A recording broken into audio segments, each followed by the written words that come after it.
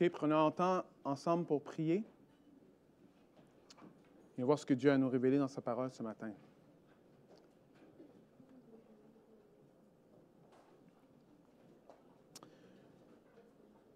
Tendre Père, ce matin, je commence en te demandant pardon, Seigneur. Pardon, Seigneur, que trop souvent, je fonctionne avec l'autosuffisance. Trop souvent, Seigneur, je ne me fie pas à toi. Trop souvent, Seigneur, c'est toi qui prends le côté et moi, je décide de faire ce que je veux. Trop souvent, même dans mes achats, Seigneur, ça va être mes désirs qui vont passer en premier à la place de toi. Dans ma gestion de temps, Seigneur, je demande pardon pour moi, je te demande pardon aussi pour l'Assemblée, Seigneur, pour notre orgueil. Notre façon de vivre qui, peut-être des fois, on va dire qu'on est des chrétiens, mais on vit d'une façon comme si on était des athées. Seigneur, je te prie pour notre province et notre pays. Je te demande pardon, Seigneur, pour les gouvernements qui ne veulent pas te suivre. Je te demande pardon, Seigneur, pour les décisions qui sont faites, qui s'éloignent tellement de toi. Et je te prie, Seigneur, de faire grâce, d'intervenir, Seigneur, que toi, ta parole puisse nous réaligner avec toi, Seigneur, que tu puisses faire en sorte qu'on lève nos yeux vers toi, Seigneur, qu'on arrête, et on sait que tu es Dieu, et que ça puisse changer les choses. Seigneur, tu dis que si mon peuple s'humilie, Seigneur, que toi, tu guériras leur pays.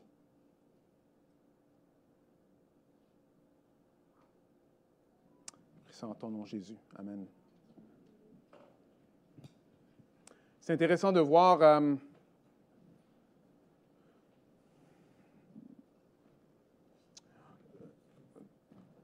savez, les émissions, les shows de reconnaissance, comme les galas de la disque ou les soirées des Grammys. Alors, le monde va venir en avant et ils vont recevoir leur trophée. Et j'ai toujours trouvé ça intéressant qu'ils doivent prendre le temps pour dire quelque chose. Et quelque chose, c'est souvent comme, je remercie ABCDEFG ou quelque chose du genre. Il y en a même qui vont dire, je remercie Dieu. Ils vont juste mettre le nom de Dieu là, comme ça, même si, quand on regarde la raison pour laquelle ils ont eu le trophée, ça n'a rien à faire avec Dieu. Mais je n'ai pas encore vu jusqu'à aujourd'hui quelqu'un qui va se lever, qui va dire, merci, je suis le meilleur. Et sortir.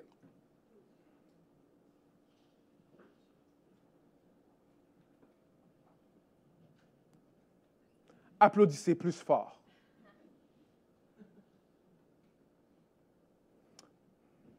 Pourtant, pourquoi? Vous voyez, quand je fais ça, on pense, mais ça serait quelqu'un qui serait imbu de lui-même, plein d'orgueil. Mais pourquoi est-ce que c'est quelque chose qui nous dérangerait? Parce que plusieurs de ces artistes-là vont dire, tout ce que tu as besoin de faire, c'est de croire en toi-même. Crois en toi et ça s'accomplira. Ou bien juste suis tes rêves. Tu as un rêve, suis-le. Fais tout ce que tu peux pour suivre ton rêve. Travaille fort. Travaille le plus fort possible. Et toutes les choses vont s'enligner. Alors, avec des philosophies comme ça, ce serait normal qu'une personne puisse se pointer et dire « J'ai cru en moi, applaudissez-moi ». Et on ne devrait pas avoir de problème. Par contre, on voit que même dans notre humanité, alors, il n'y a pas de Dieu dans ça, là. On voit que Dieu a laissé une marque que l'orgueil, ce n'est pas quelque chose qu'on aime. L'orgueil nous fait voir que, hey, il manque quelque chose. Mais la réalité des choses, c'est que si on adhère vraiment à ces philosophies-là, on ne devrait avoir aucun problème avec l'orgueil. Par contre, on voit que oui, il y a un problème avec l'orgueil. Et c'est à cause qu'il y a un problème avec l'orgueil, c'est encore un signe qui pointe à quelqu'un qui est plus grand que nous-mêmes. C'est encore une grâce de Dieu qui est en train de nous faire voir que, hey, ce n'est pas à propos de toi. Il y a quelque chose d'autre. Il y a quelqu'un d'autre. Bon, c'est bien beau, mais moi, je crois dans l'évolution. Ah, très bien. Si tu crois dans l'évolution, ça veut dire que tu crois dans celui qui est le plus fort. Alors, tu ne devrais avoir aucun problème avec l'orgueil. Alors, c'est juste que si toi, tu as des problèmes avec ça, c'est parce que tu es plus faible. Accepte-le. Exactement. Parce que l'humain n'est pas fait pour être orgueilleux. Chaque humain sait que pour vivre, il doit avoir quelque chose en dehors de lui pour vivre. Ça veut dire qu'il a besoin de l'oxygène, il a besoin de la nourriture. Aucun humain peut juste être. Et parce qu'on sait ça, quelqu'un qui est enflé d'orgueil, il y a un problème. Parce qu'il était humain comme moi.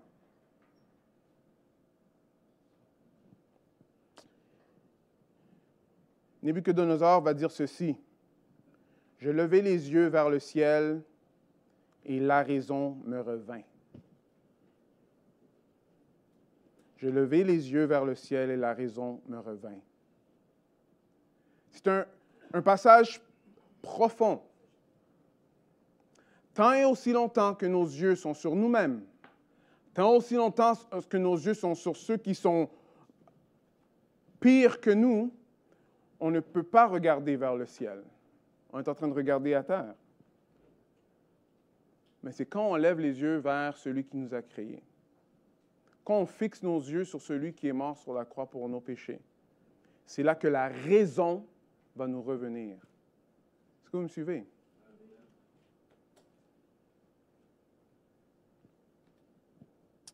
Il y a un counselor biblique qui va dire que le péché, c'est la folie. Le péché, c'est la folie. Et la réalité des choses, c'est que c'est vrai. Le péché nous fait juste du tort. Alors pourquoi est-ce qu'on retourne toujours à ce vomi-là? Le péché, c'est la folie.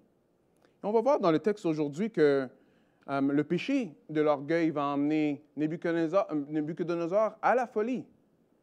Mais faites pas l'erreur de dire « Ah oui, mais ça c'est pour le roi, loin de moi. » Ou « Ah, je sais qui dans ma vie devrait écouter ce message-là. » Parce que là, on est tombé dans le premier piège de penser que ce n'est pas pour nous. Cette histoire ici était pour Nabuchodonosor dans ce temps-là, mais c'est pour chacun d'entre nous aujourd'hui. Chacun d'entre nous aujourd'hui. Alors, le thème principal aujourd'hui, ou la grande idée, c'est la grâce de Dieu abaisse l'orgueilleux et relève l'humble. La grâce de Dieu abaisse l'orgueilleux et relève celui qui est humble. On commence l'histoire ici, ça commence juste avant le chapitre 4. Et le roi Nabuchodonosor va dire ceci. Le roi Nabuchodonosor adresse ce message à tous les peuples, à toutes les nations et aux gens de toute langue qui habitent la terre entière. Que votre paix soit grande. Il m'a paru bon de vous faire connaître les signes extraordinaires, les prodiges que le Dieu très haut a accomplis envers moi. Que ces signes extraordinaires sont grands et ces prodiges éclatants. Son règne est un règne éternel et sa domination subsiste d'âge en âge. C'est incroyable, parce qu'ici, on voit Nabuchodonosor, le texte change, parce qu'on va voir que là, tout d'un coup, le roi, il parle à la première personne. Il est en train d'adresser tous les pays, toutes les nations, toutes les langues. Et dans le chapitre 4, intéressant, c'est que ça commence par le roi Nabuchodonosor qui parle à la première personne. Après, il va parler à la troisième personne. Alors, c'est le récit qui se passe. Et à la fin, il retourne à la première personne. Ah, ici, le roi, lui, il est en train de glorifier Dieu à cause de ce que Dieu a fait dans sa vie. Il est plein de joie même. Il est plein de joie. Et ça, c'est très intéressant. Parce qu'on voit que malgré tout ce qu'il a vécu, parce qu'il est devenu fou, il remercie le Seigneur. Il est content que le Seigneur a fait ça dans sa vie. Et il glorifie Dieu en ce moment.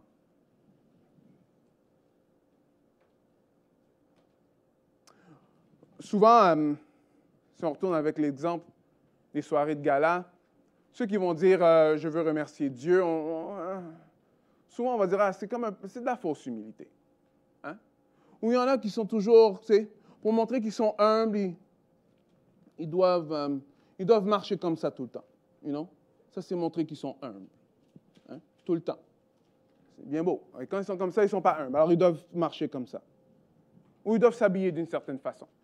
Et ça, c'est leur preuve d'humilité. Ou il y en a qui, pour montrer qu'ils sont humbles, ils disent « Ah non, je ne suis pas bon dans ce... Ah, je ne suis pas bon, je ne suis pas bon, je ne suis pas bon. » Tout le monde n'est toujours pas bon. Et ça, c'est comme un genre de « OK, on va montrer qu'on est humble. » Mais ça, c'est de la fausse humilité. La vraie humilité vient seulement, comme on est en train de voir ici. La vraie humilité, c'est une grâce qui est reçue par Dieu. C'est la joie d'un homme qui est restauré. Nabuchodonosor a rencontré le vrai Dieu, il s'est humilié et il a été restauré. Et c'est ça la vraie humilité. Et comme on voit, c'est un homme qui est rempli de joie. Rempli de joie. Vous n'avez jamais posé la question, mais pourquoi est-ce que les chrétiens peuvent venir et faire des témoignages de leur vie, même si c'est embarrassant, même si c'est dévoilant, mais c'est parce que tout le monde qu'ils ont rencontré Jésus-Christ veulent parler à tout le monde. Ils veulent dire ce que Christ a fait dans leur vie. Alors, cette grâce qu'on a reçue, ça nous donne de la joie. Et cette joie-là, c'est un signe de quelqu'un qui est vraiment humble. Cette joie est liée à les circonstances? Non. Elle est seulement liée au fait que Dieu a pensé à moi. Dieu agit dans ma vie. Dieu m'a fait grâce. Alors, quand on pense à la grâce, je vais vous dire quelque chose. Sans la grâce, on est incapable d'avoir la vraie humilité. Parce que sans la grâce, on est toujours en train de marcher dans notre propre force. Et ça, c'est loin d'être humble. C'est loin d'être humble.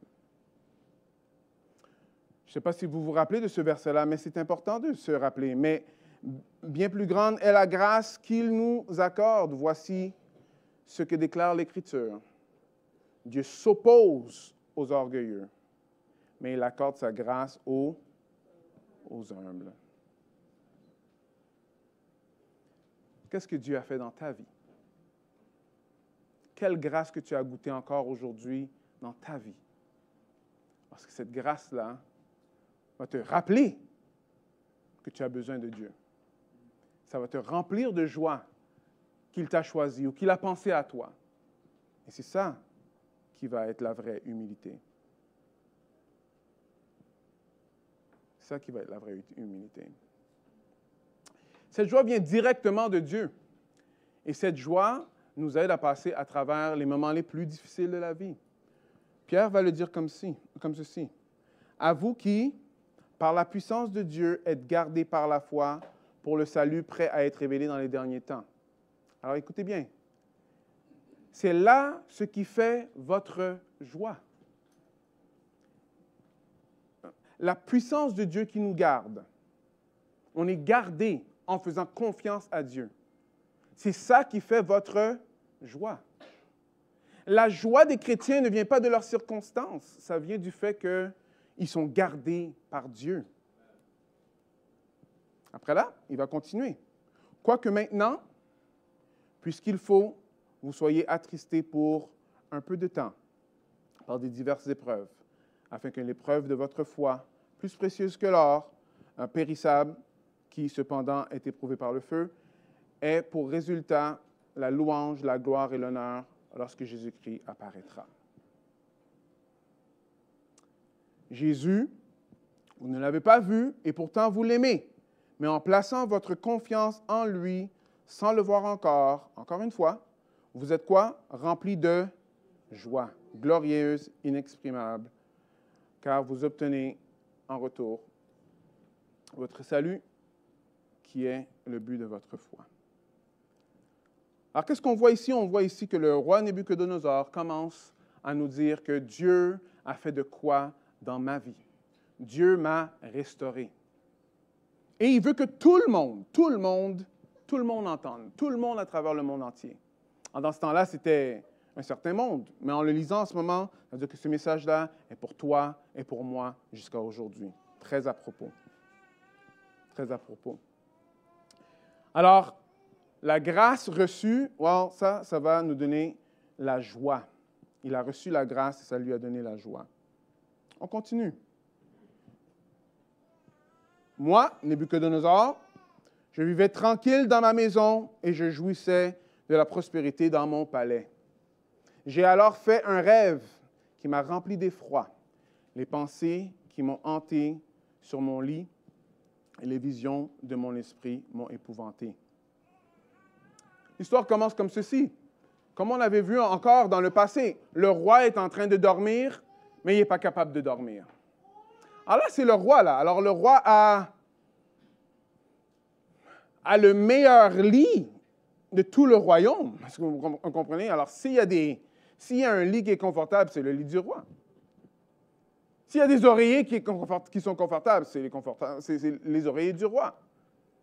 Et même après tout ça, le roi est toujours incapable de dormir. Incapable de dormir.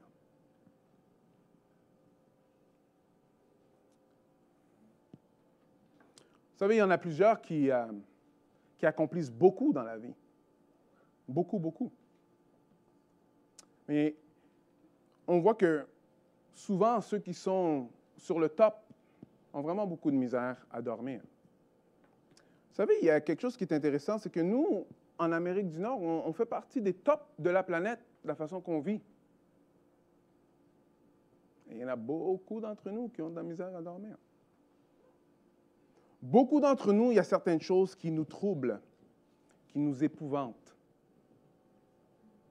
Alors, ce n'est pas parce qu'on a un lit qui est confortable qu'on va dormir. Ce n'est même pas parce qu'on a bu de la camomille qu'on va dormir. Il y a des choses qui troublent l'âme. Et lui, il est troublé. Il faut comprendre, c'est Nabuchodonosor, le roi, pas le roi des rois comme Jésus, mais dans ce temps-là, c'est le roi de tous les rois de la terre. Incapable de le toucher. Mais encore une fois, il n'est pas capable de dormir. Alors, il va voir tous ces sages, ces mages, ils ne sont pas capables de lui dire ce que son rêve veut dire, et il appelle Daniel. Et Daniel, oui, par la grâce de Dieu, Daniel lui explique le rêve. Lui explique le rêve. Mais j'aimerais proposer quelque chose ce matin. Que la grâce, il y a une autre facette à cette grâce-là. Et rappelez-vous, la grâce, c'est ça qui va nous aider à devenir humbles. OK? Dieu va nous faire grâce quand il nous avertit. Alors, il y a une grâce qui avertit. Dieu parle avant d'abaisser ou avant son jugement. Ce n'est pas confortable pour le roi de ne pas être capable de dormir. Il a peur même dans son âme. Par contre, c'est une grâce de Dieu que Dieu est en train de lui parler. Dieu est en train de lui faire voir quelque chose. Dieu veut son attention. Dieu veut son attention. Alors Dieu, lui, il a une grâce qui avertit. Alors je ne sais pas comment que Dieu est en train de vous avertir en ce moment. Enfin, tout ce qui a à faire avec l'orgueil. Mais c'est important de prêter attention. Parce que ces avertissements, c'est une grâce en elle-même. C'est très simple.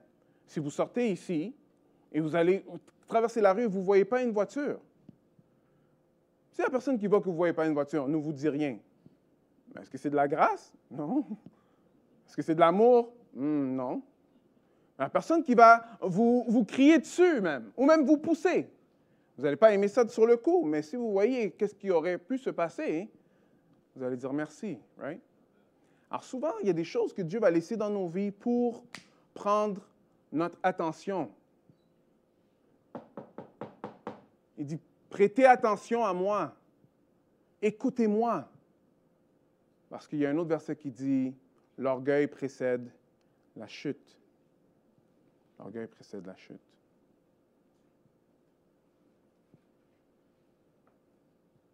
C'est un avertissement. Un avertissement.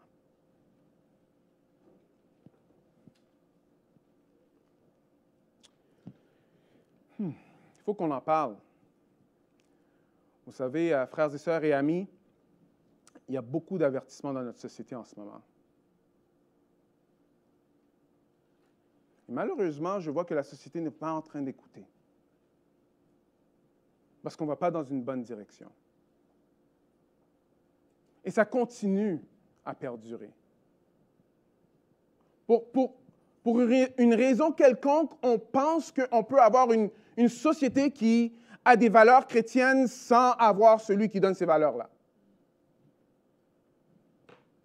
Pour une raison, on pense qu'on peut, dans le fond, avoir une éthique parce qu'on s'aime les uns les autres, mais on enlève celui qui a emmené on s'aime les uns les autres. C'est de la folie. C'est de la folie. On voit qu'il y a beaucoup de signes autour de nous, beaucoup de choses qui devraient nous faire prêter attention. Alors, on sait qu'on est dans les temps de la fin, on ne sait pas quand Jésus va retourner, c'est vrai. Mais chacun d'entre nous, faisons attention à notre orgueil. Parce que si Dieu nous fait grâce de voir que, hey, ça ne fonctionne pas, ou il y a des choses que j'ai besoin que toi tu viennes à moi, nous, on a besoin de le faire, frères et sœurs. On a besoin de prêter attention. On a besoin de prêter attention. Alors, quel est le rêve qu'il a reçu? Alors, voici, je vais le lire. Voici quelles étaient les visions de mon esprit pendant que j'étais couché sur mon lit. Alors, je regardais et voici ce que j'ai vu. Au milieu de la terre se dressait un grand arbre, dont la hauteur était immense. L'arbre grandit et devint vigoureux. Son sommet atteignait le ciel et l'on pouvait le voir depuis les confins de la terre. Son feuillage était magnifique et ses fruits abondants. Il portait de la nourriture pour tous les êtres vivants. Les animaux sauvages venaient s'abriter à l'ombre et les oiseaux se nichaient dans ses branches. Tous les êtres vivants se nourrissaient de ses produits. Pendant que sur mon lit, je contemplais les visions de mon esprit, j'ai vu apparaître un de ceux qui veillent, un saint qui descendait du ciel. Et il cria d'une voix forte, « Abattez l'arbre, coupez ses branches, arrachez son feuillage et dispersez ses fruits, et que les animaux s'enfuient du dessus de lui, que les oiseaux quittent ses branches. Laissez cependant dans la terre la souche et les racines liées de chêne, de fer et de bronze au milieu de l'herbe des champs. Qu'ils soient trempés de la rosée du ciel, qu'ils se nourrissent d'herbe avec les animaux. Cet homme perdra la raison. Il se prendra pour une bête jusqu'à ce que s'est passé 7 ans. Cette sentence est un décret de ceux qui veillent. Cette résolution est un ordre des saints.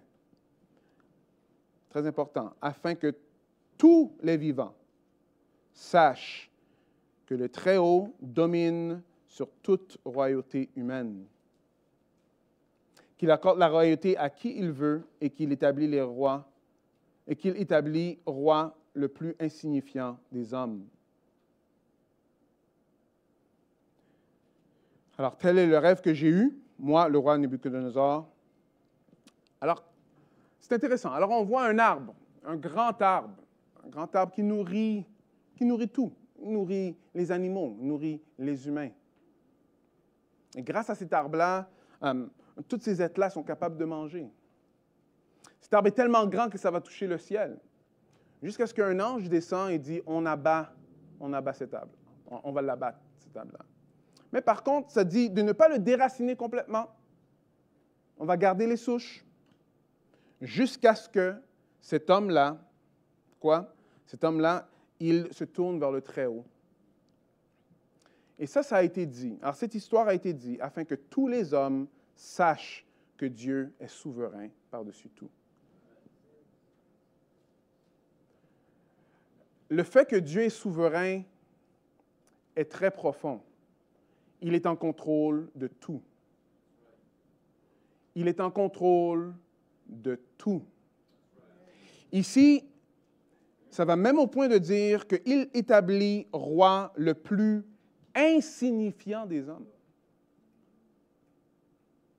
Rien n'échappe à son contrôle. Dieu a un plan. Souvent, on ne le comprend pas. Mais vous savez quelque chose? Comprendre que Dieu est souverain devrait nous emmener à un point de comprendre que, OK, on ne sait pas, et de le faire confiance. Quelle personne insignifiante que vous avez déjà vue qui ont le pouvoir, ici ou là, Dieu a permis qu'il soit là? Est-ce que tu comprends? Non. Est-ce que je comprends? Non. Mais on est là pour faire confiance à Dieu. Il est souverain. Nous ne sommes pas souverains. Nous ne sommes pas souverains. Et sa souveraineté est là afin que tout le monde sait que lui, il place qui il veut. C'est intéressant parce que ça, là, ça se répète 3 fois dans le récit. Alors, vous pouvez voir dans le verset 14, vous allez le voir dans le verset 22. Le Très-Haut, le maître de toute royauté humaine, et il accorde la royauté à qui il lui plaît. Après, si vous allez dans le verset 29, à la fin, le Très-Haut est le maître de toute royauté humaine et qu'il accorde la royauté à qui il lui plaît. Alors, si c'est répété 3 fois dans le récit, il faut faire attention, c'est parce que je pense que Daniel veut que nous, on sache quelque chose ici, que le Très-Haut est en contrôle de tout. Et il place qui il lui plaît. Attends, non, mais non. Moi, je dois avoir cette promotion-là parce que je suis bon. Je suis meilleur que les autres qui sont là. C'est moi qui devrais l'avoir. Je ne suis pas sûr.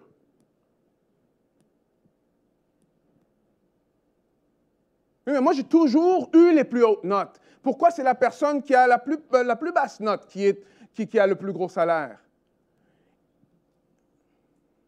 Il accorde la royauté à qui il lui... il n'y avait pas un gros plaid. Hein? À qui il lui plaît. Parce que l'affaire avec ça, c'est que ça va des deux côtés. Ça va du côté quand nous, on n'a pas la promotion, mais ça va aussi du côté que quand on l'a. Ce n'est pas parce que tu es plus fin que les autres que tu as une promotion ou que tu as une position de privilège ou une position que tu es plus fort que l'autre. OK. Non, Dieu t'a placé là. Alors, si c'est Dieu qui t'a placé là, alors l'orgueil doit être tassé de côté et on doit être là pour servir le Seigneur. Est-ce que vous me suivez? Ce genre de façon de penser affronte notre façon de penser dans la société. Parce qu'on est dans une société que moi, je suis dû. Je suis comme tout m'est dû. C'est problématique. C'est problématique parce que c'est vraiment comme ça que les choses fonctionnent. Non. Non, la parole nous emmène à être content dans l'état où est-ce qu'on se trouve. Glorifier Dieu pour ce qu'on a. Ne pas convoiter ce que l'autre a à côté. Alors, si on continue, on va voir que Daniel, lui, est là pour, excusez-moi, pour dire au roi, OK, roi, voilà ce que le rêve veut dire. Alors, il va dire, tu vois, cet arbre, roi, or c'est toi. Or c'est toi. Et voici ce que signifie tout ça. Il signifie quoi? Voici ce que cela signifie au roi. Il s'agit d'un décret du Très-Haut prononcé contre Monseigneur le roi. Alors, il y a deux personnes qui sont un peu troublées dans l'histoire. C'est le roi et Daniel. Parce que là, Daniel, lui, bon, il entend le rêve, Dieu le fait comprendre le rêve, après il fait « Oh! » Il dit « Bon, je n'ai pas envie de lui dire ça. » Et le roi lui dit « Non, non, non, vas-y, ne t'effraie pas. Dis-moi c'est quoi. » Il dit « OK, j'aimerais que ce soit pour tes ennemis, mais ça, c'est pour toi. L'arbre, c'est toi, tu vas te faire couper. » Mais, écoutez bien ce que Daniel va dire. Il va dire ceci. Dès que tu auras reconnu que Dieu, le Dieu des cieux, est souverain, c'est pourquoi, ô roi, voici mon conseil. Puisses-tu juger bon de le suivre. Détourne-toi de tes péchés et fais ce qui est juste. Mets un terme à tes injustices en ayant compassion des pauvres. Peut-être ta tranquillité se prolongera-t-elle. Alors Dieu avertit. Dieu avertit. Il a donné la signification du rêve au roi et Daniel lui a dit, détourne-toi de tes péchés. Repens-toi avant la chute. Et peut-être tu seras tranquille plus longtemps. Je ne sais pas pour vous, mais moi, ça m'a parlé particulièrement cette année, cette semaine. Le Seigneur ne veut pas nous détruire. Le Seigneur ne veut pas détruire le méchant. Il veut que le méchant change d'attitude. Dieu ne veut pas détruire l'orgueilleux. Il veut que l'orgueilleux se repente et s'humilie et le suit. C'est le genre de Dieu qu'on a. Il ne veut pas détruire. Il veut que nous, on s'attache à lui. La réalité des choses, c'est ceci. C'est que quand nous, on continue dans nos propres voies, qu'est-ce qui arrive? C'est qu'on est en train de se détruire nous-mêmes et on détruit les autres qui sont autour de nous. Dieu ne veut pas ça pour nous. Il dit, change d'attitude, change, détourne-toi du péché et fais ce qui est juste.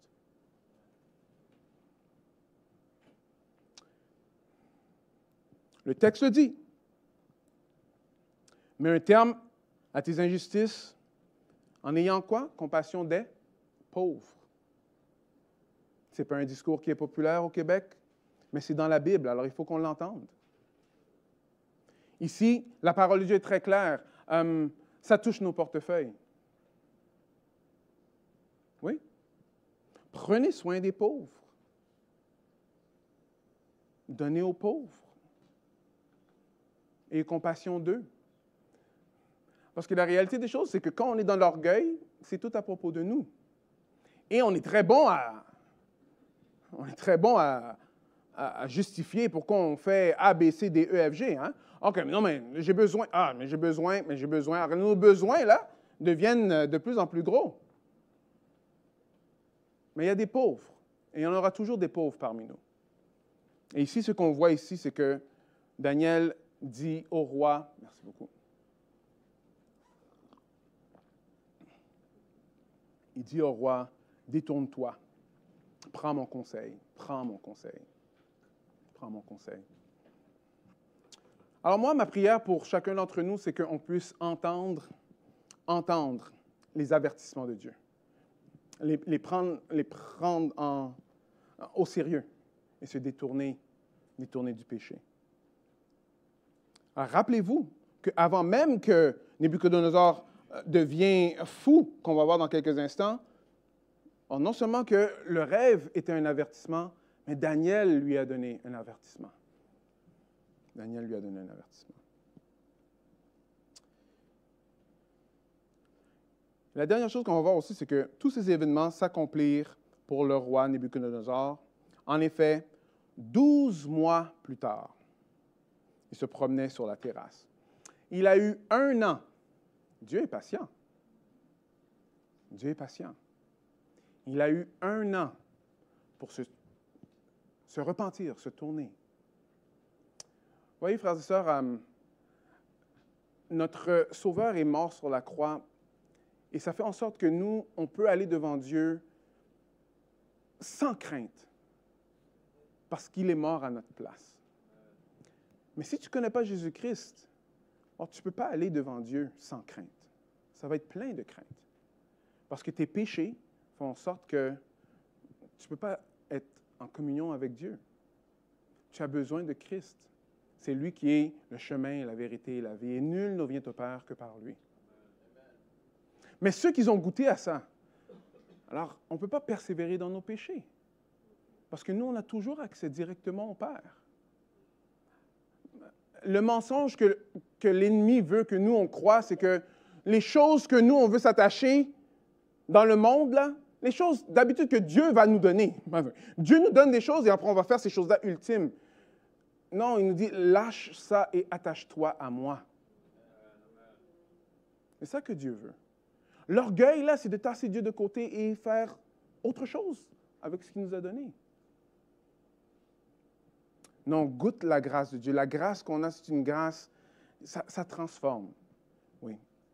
Et quand on a un avertissement, c'est de la grâce de Dieu aussi. Alors, pendant un an, il pouvait se repentir. Et voici ce qui s'est passé après. Alors, il prit la parole et dit, « N'est-ce pas Babylone la grande que moi j'ai bâtie pour en faire une résidence royale? C'est par la grandeur de ma puissance et pour la gloire de ma majesté que j'ai fait cela. » Alors, ces paroles étaient encore sur ses lèvres, qu'une voix retentit du ciel. Et roi Nebuchadnezzar, écoute ce qu'on te dit. Le pouvoir royal t'est retiré. On te chassera du milieu des humains et tu vivras avec les bêtes des champs. On te nourrira de l'herbe comme les bœufs. Et ce sera pour une durée de 7 ans, jusqu'à ce que tu reconnaisses le Très-Haut est maître de toute royauté humaine et qu'il accorde la royauté à qui il lui plaît.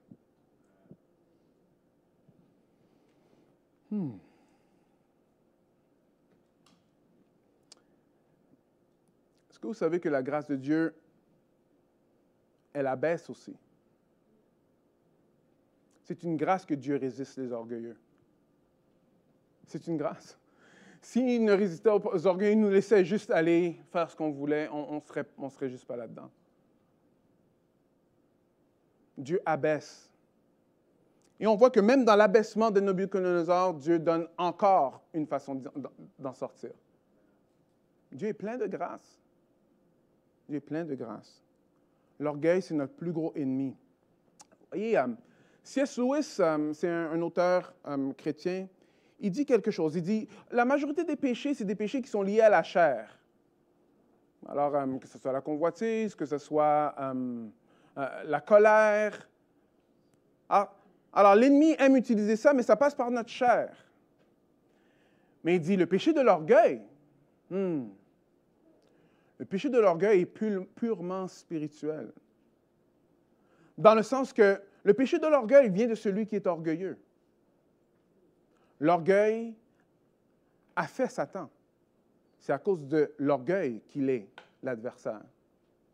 C'est parce que lui, il a pensé que lui, il pouvait être plus grand que Dieu.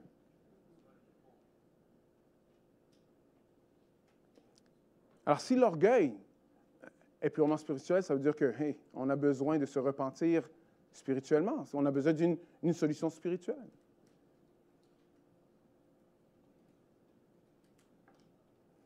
Nebuchadnezzar, il se félicite. Il dit, c'est parce que je suis bon. C'est parce que je suis bon. Oui, mais moi, je ne fais pas ça, là, pasteur. Moi, à chaque fois que je fais quelque chose, je remercie le Seigneur. OK, c'est bien. Et c'est bon de remercier le Seigneur. Je t'encourage de continuer à le faire. Mais pour nous, je pense qu'il y a d'autres situations où est-ce qu'on pourrait voir l'orgueil. Parce que vous voyez, ce qui s'est passé ici, c'est que Nebuchadnezzar n'a pas reconnu que tout ce qu'il avait fait, c'était Dieu qui l'avait fait. Est-ce que vous voyez? Ce qu'il a eu à la place de prendre ça et de glorifier Dieu avec, il s'est glorifié lui-même avec. Quel don que Dieu t'a donné? Comment que Dieu t'a fait? Pourquoi est-ce que tu es ici aujourd'hui? Pourquoi es-tu à Repentigny? S'il t'a donné des dons, est-ce que c'est pour que tu l'utilises pour toi-même? Est-ce que c'est pour que je l'utilise pour moi-même? Ou est-ce que c'est pour le glorifier lui? Oui, des fois, on peut lire l'histoire et voir qu'il y a un gros gouffre. Et le plus qu'on voit que le péché des personnes qui passent dans la Bible, c'est quelque chose que nous, on ne ferait jamais, faites attention. Chacun d'entre nous, vous savez, c'est intéressant parce que n'importe qui a déjà été en charge d'une équipe ou de quoi que ce soit, c'est exactement ce qui est en train de se passer avec Nabuchodonosor. Parce que moi, je peux vous dire qu'en tant que pasteur, je le sais à 150 milliards de pourcents que le monde qui vient à l'Évangile, ça n'a rien à faire avec moi, c'est Dieu qui le fait. Il y a trop de choses mouvantes pour qu'on puisse dire « Ah, c'est à cause de moi ». C'est vraiment de l'orgueil total. Et je vais vous dire que tous les dirigeants le savent. S'ils font une bonne job, OK, ils font une bonne job, mais est-ce que c'est eux qui décident quand il y a des famines ou quand il y a des orages, des ouragans ou quand il y a des pandémies? Non, ce n'est pas eux qui décident ces choses-là. Alors, quand les gouvernements, quand ceux qui dirigent ne remettent pas la gloire à Dieu, ils sont en train de pécher. Il y a trop de choses qui sont hors de notre contrôle pour qu'on puisse dire que ce qu'on accomplit, c'est tout à cause de nous. Ce n'est pas vrai. Mais c'est la même chose pour chacun d'entre nous dans nos vies aussi. Si on a un certain intellect, on a pu étudier dans une certaine place, on a un certain mari, une certaine épouse, on a une certaine famille, tout ça, ça n'a rien à faire avec ce que nous, on fait. C'est Dieu qui a fait ces choses-là. Alors, c'est de l'orgueil. Frères et sœurs, cette semaine, ça m'a frappé tellement. C'est de l'orgueil de faire ces choses-là juste pour nous-mêmes. Utiliser ces affaires-là juste pour nous-mêmes. Ça ne fait aucun sens. La raison même pour laquelle on est en train de respirer en ce moment, ou qu'on puisse avoir un culte ensemble, en paix. Au Nigeria, il y a des chrétiens comme nous qui sont en train de se faire couper en morceaux. En Indonésie, c'est la même chose. Si on est en paix, en train il faut être reconnaissant que c'est Dieu qui l'a fait. Et utiliser ça pour le glorifier. Parce qu'on n'est pas loin de Nabuchodonosor. On ne l'est pas. On est très proche. Il faut faire vraiment attention. Alors, Paul va dire ceci. Il y a toutes sortes de dons de la grâce. Mais c'est le même esprit. Il y a toutes sortes de services. Mais c'est le même Seigneur. Il y a toutes sortes d'activités. Mais c'est le même Dieu. Et c'est lui qui met tout cela en action chez tous.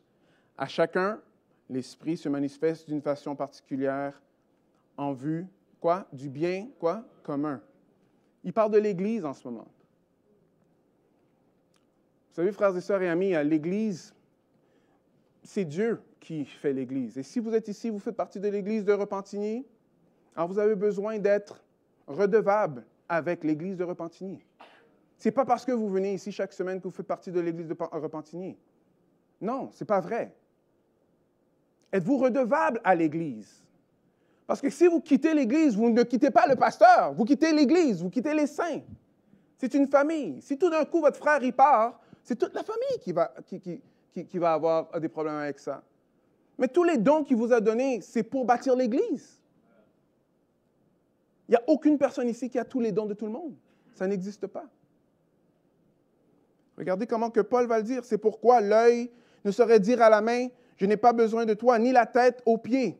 Je peux très bien me passer de tout. Non, au contraire, la partie du corps qui nous paraissent insignifiantes sont quoi? Particulièrement nécessaires. Chacun d'entre nous, chacun d'entre vous, vous êtes nécessaire à l'Église. Nécessaire à l'Église. ça fait depuis des années que vous venez et que vous n'êtes pas impliqué dans l'Église, venez me voir, venez voir un des anciens, posez la question, comment? Si vous êtes là, vous dites, OK, je ne sais pas exactement quoi faire, OK, venez demander. Et si on ne le sait pas, on va persévérer ensemble pour trouver. Pourquoi? Parce que chacun d'entre vous sont nécessaires pour l'avancement de l'Église. La réalité des choses, c'est que la réalité des choses, c'est que tous ceux qui ont l'Esprit de Dieu en eux, l'Église de Repentigny est une bénédiction pour la ville de Repentigny.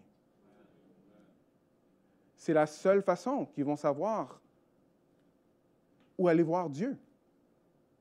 Alors, on a intérêt de s'aimer les uns des autres et continuer à suivre ce que Dieu est en train de dire.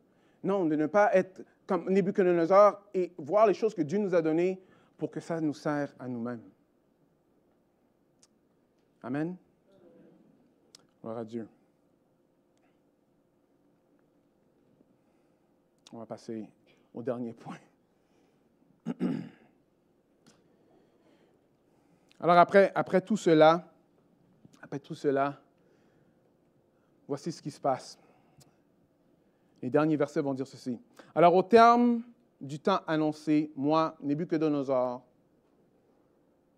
je levai les yeux vers le ciel et la raison me revint.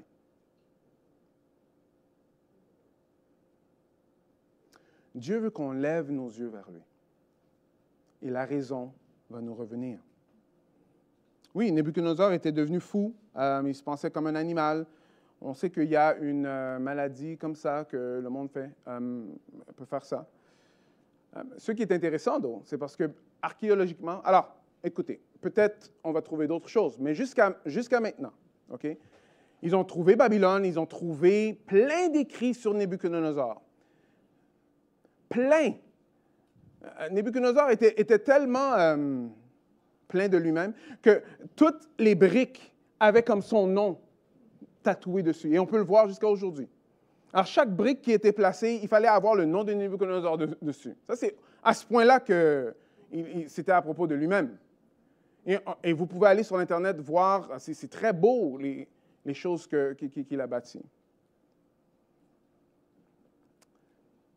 Mais ce qui est intéressant, c'est qu'on a des écrits ou des informations juste pour les 11 premières années de sa vie. Pourtant, on sait qu'il a été roi pour un autre 30 ans. On n'a rien trouvé jusqu'à date. C'est comme si un peu, on voit qu'après qu'il a levé les yeux vers les cieux. Ça, c'est, je ne sais pas si c'est à 100% vrai, mais après qu'il a vu le Seigneur, il s'est calmé. Il s'est calmé. Après qu'il a passé 7 ans, ça pourrait être 7 ans, 7 mois, que le monde le voit comme un chien, là.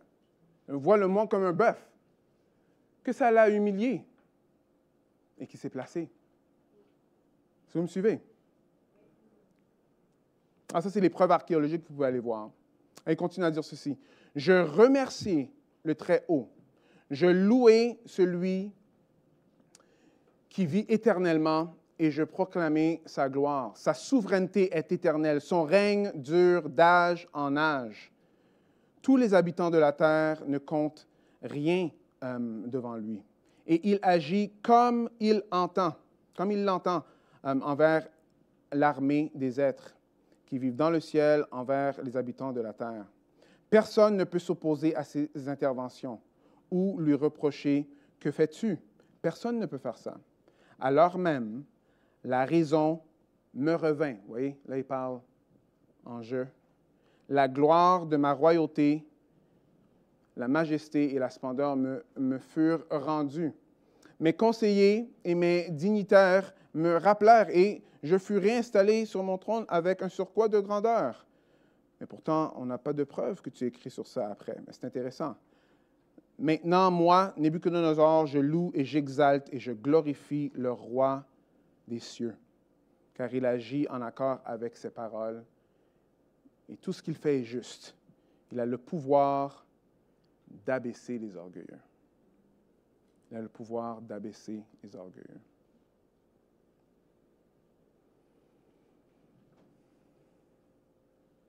Si ce matin tu réalise que l'orgueil prend beaucoup de place. Le texte nous montre, on a besoin de lever nos yeux vers Dieu. Tourne ton cœur vers lui. Abaisse-toi devant lui. Si tu ne le connais pas, Jésus, encore une fois, Jésus est mort à notre place. Il est mort à notre place. En mettant notre confiance en lui, on peut approcher le Seigneur sans crainte. Si tu n'as pas encore mis ta confiance en Jésus-Christ, je t'encourage de le faire. À la place de te plaindre, crie au Seigneur. Crie au Seigneur. Si tu connais Christ, mais tu vois que ça boite dans la vie, ta vie spirituelle, ça va... Il faut se penser, est-ce que c'est l'orgueil? Parce que celui qui nous a sauvés, c'est celui qui nous aide à marcher et c'est aussi celui qu'on va voir face à face quand il retournera. Amen. La chanson me trotte dans la tête. Je veux crier à toi, plutôt que de me plaindre, je veux compter sur toi, te louer à nouveau. L'espérance et la joie seront dans ta présence, je veux crier à toi, mon Sauveur et mon Dieu. Ce chant m'a été rappelé d'un jeune, on le sait, le petit Ryan qui est à l'hôpital. Ça m'a touché, parce qu'il est dans l'hôpital, il est en train de souffrir et c'est ce chant-là qu'il veut chanter avec sa maman. À la place de se plaindre, il a tourné ses yeux vers Dieu. Vous voyez, quand on tourne nos yeux vers Dieu, quand on est en train de prier, il n'y a pas d'orgueil. Parce qu'on est dépendant de Dieu. Alors, je prie pour chacun d'entre nous qu'on puisse tasser notre orgueil de côté, lever les yeux vers le Très-Haut et le laisser nous sauver de nous-mêmes chaque jour. Amen. Prions ensemble. Tendre Père, merci pour ta grâce encore une fois. Ta grâce encore une fois dans ta parole.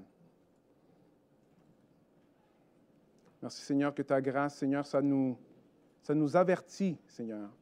Ta grâce va même nous abaisser, va nous humilier. Pourquoi? Parce que tu veux que nous, on lève nos yeux vers toi. Seigneur, je prie pour nos familles, je prie pour notre société, qu'eux, ils ont les yeux vers la terre. Ils ne veulent pas regarder vers en haut. Seigneur, je te prie de faire grâce. Interviens dans les vies, Seigneur. Seigneur, emmène plusieurs à la repentance. Oui, Seigneur.